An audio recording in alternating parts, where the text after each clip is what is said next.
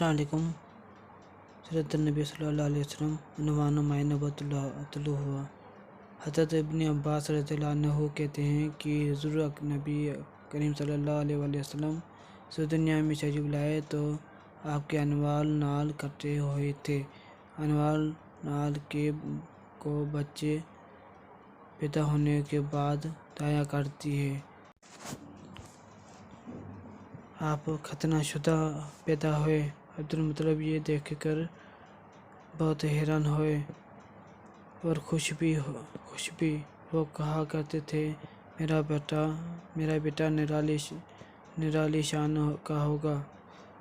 आपकी पैदाइश से पहले मक्का के लोग खुशहाली और कैद का शिकार थे, लेकिन जो ही आपकी दुनिया में तशरीफ़ लाने का वक्त करीब आया, बारिशें शुरू हो गई, खुशहाली दूर हो गई, दरख्त हरे भरे हो गए और फलों से लद गए, ज़मीन पर सब्ज़ नज़र आने लगी।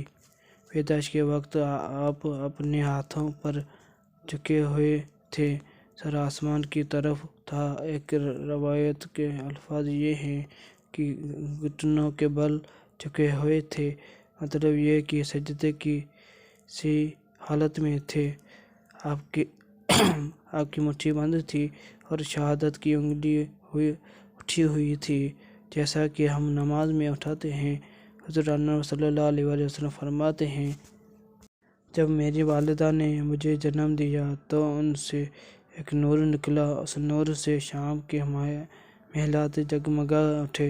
आप सल्लल्लाहु अलैहि वसल्लम की वालिदा सैयदा आमना फरमाती हैं, मोहम्मद सल्लल्लाहु अलैहि वसल्लम की पैदाइश के वक्त ज़ाहिर होने वाले नूर की रोशनी में मुझे बसरा में चलने वाले ऊँटों की गर्दनें तक नजर आईं।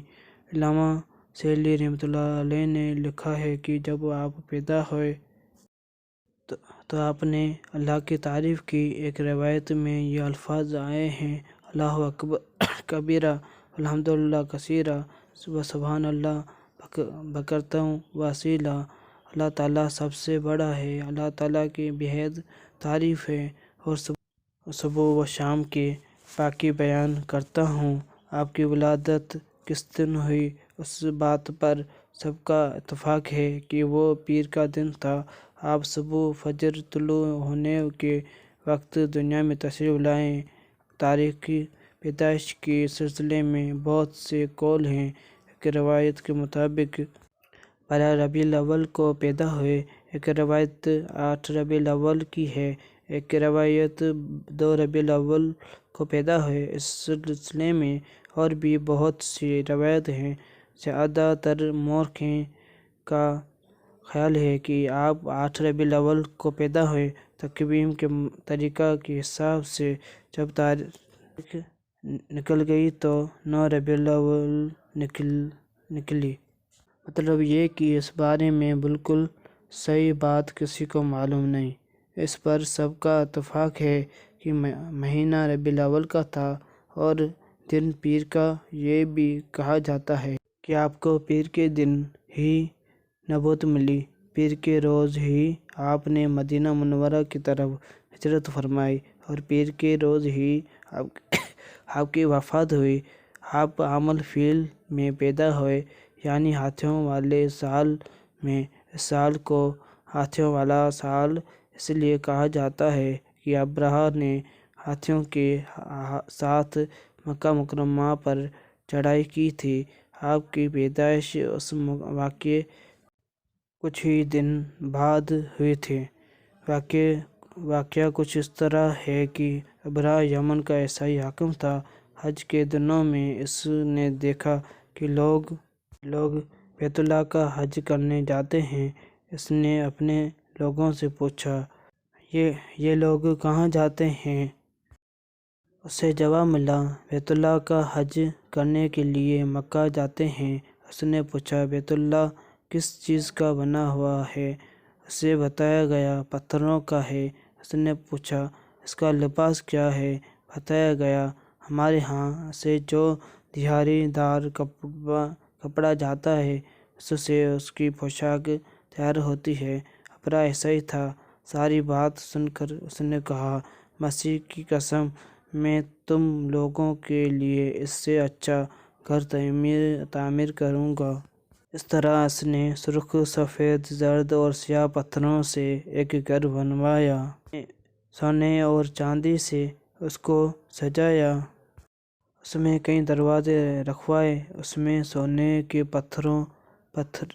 پترے جڑوائے، اس کے درمیان میں جواہر لگوائے، اس مکان میں ایک بڑا سا یاقوت لگوایا، پردے لگوائے، وہاں خوشبوئیں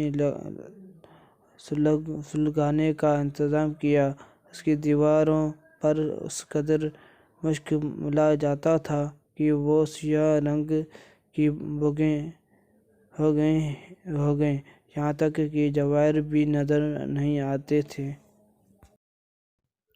پھر لوگوں نے کہا، اب تمہیں بیت اللہ کا حج کرنے کے لیے مکہ جانے کی ضرورت نہیں رہی، میں نے یہیں تمہارے لیے بیت اللہ بنوا دیا ہے، لہٰذا اب تم اس کا طواف کرو۔ اس طرح کچھ قبائل کئی سال تک اس کا حج کرتے تھے، اس میں اعتکاف کرتے رہے، حج والے مناسک بھی یہیں ادا کرتے رہے۔ عرب کے ایک شخص نفیل خشمی سے یہ بات برداشت نہ ہو سکی۔ وہ اس مصنوعی خانہ کعبہ کے خلاف دل ہی دل میں کرتا رہا۔ آخر اس نے دل میں ٹھان لی کہ وہ ابرا کی اس عمارت کو گندہ کر کے چھوڑے گا۔ پھر ایک رات اس نے چوری چھپے بہت سی گندگی اس میں ڈال دی۔ ابرا کو معلوم ہوا تو سخت غضبناک ہوا، کہنے لگا، یہ کارروائی کسی عرب نے اپنے کعبہ کے لیے کی ہے، میں اسے ڈھاندوں گا، اس کا ایک ایک پتھر توڑ دوں گا۔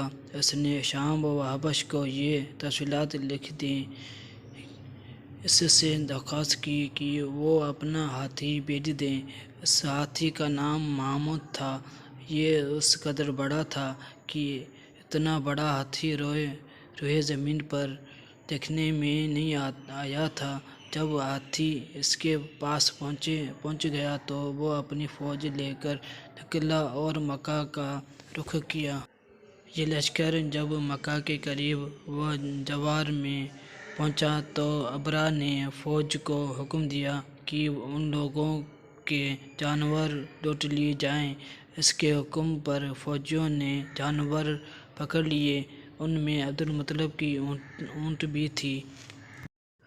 نفیل بھی اس لشکر میں ابرا کے ساتھ تھا اور یہ عبدالمطلب کا دوست تھا۔ عبدالمطلب اس سے ملے، اونٹوں کے سلسلے میں بات کی۔ نفیل نے ابرا سے کہا، قریش کے سردار عبدالمطلب ملنا چاہتا ہے، یہ شخص تمام عرب کا سردار ہے، شرف اور بزرگی سے حاصل ہے، لوگوں میں اس کا بہت بڑا اثر ہے، لوگوں کو اچھے اچھے گھوڑے دیتا ہے، انہیں عطیات دیتا ہے، کھانا کھلاتا ہے۔ یہ گویا عبدالمطلب کا تعارف تھا۔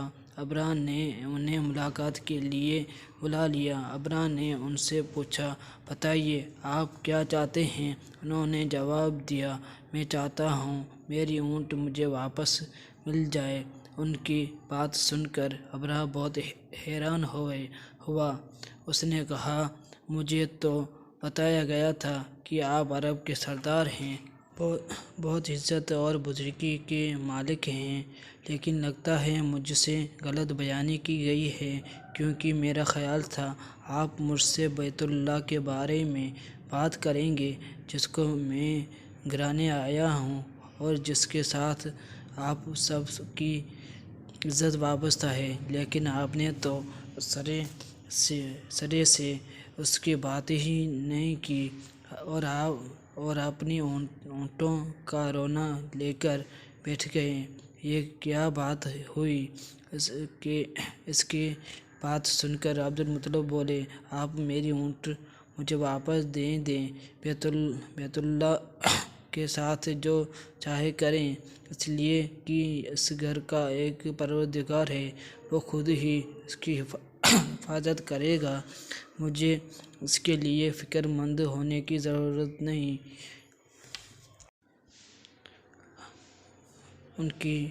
ان کی بات سن کر ابرہہ نے حکم دیا ان کی اونٹ واپس دے دیے جائیں۔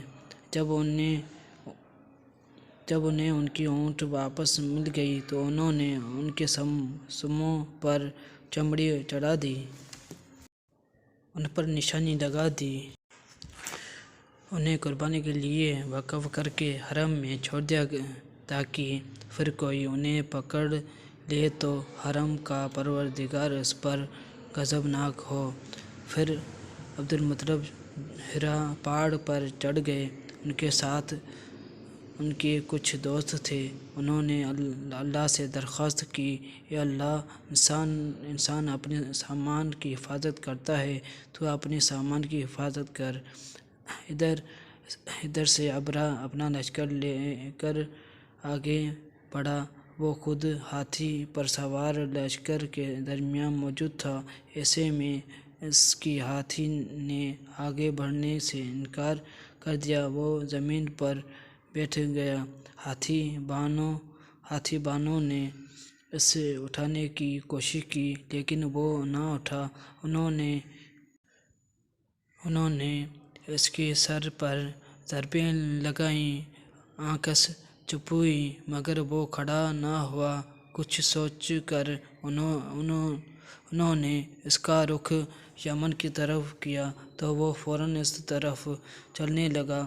اس کا رخ پھر مکے کی طرف کیا گیا تو پھر رک گیا۔ ہاتھی بانوں نے یہ تجربہ بار بار کیا۔ آخر ابرہہ نے حکم دیا، ہاتھی کو شراب پلائی جائے تاکہ نشے میں اسے کچھ ہوش نہ رہ جائے اور ہم اسے مکہ کی طرف آگے بڑھا سکیں۔ چنانچہ اسے شراب پلائی گئی لیکن اس پر اس کا بھی اثر نہ ہوا۔